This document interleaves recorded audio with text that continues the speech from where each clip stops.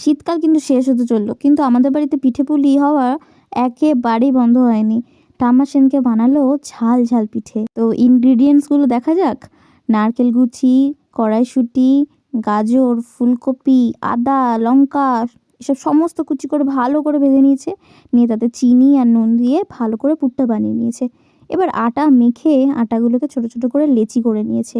সেই লেচিগুলোকে এবার হাতের সাহায্যে হালকা গোল গোল করে নিয়ে তার মধ্যে দেখো পুরটা একবার এক পিঠে পুর দেওয়া হচ্ছে এবং অন্য একটা লেচি আবারও ওরকম বড় করে গোল করে এরকম উপর দিয়ে দিয়ে চার ধারটা পুরো চেপে দিতে হয়।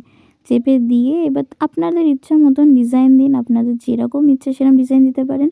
এই ডিজাইনটাও ফলো করতে পারেন। দেখুন কত সুন্দর একটা ডিজাইন। তো এটা দেখে তো আমার সত্যি বলতে কাঁচা দেখেই আমার মনে হচ্ছিল কত না সুন্দর খেতে হবে।